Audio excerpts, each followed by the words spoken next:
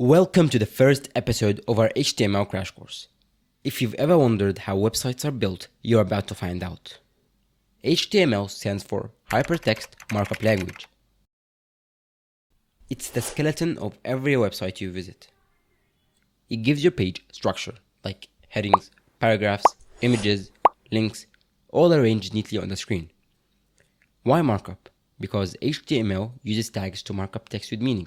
For example, this says, "Hey browser." This is a big heading. HTML gives structure, but not style or behavior. For that, you'll need CSS for styling and JavaScript for interactivity. We'll get to those later, but HTML is where it all begins.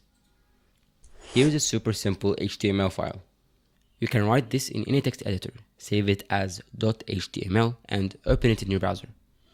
That's your first step into the world of web development. In the next episode, we'll build your first HTML file from scratch. Like, subscribe, and let's build the web together.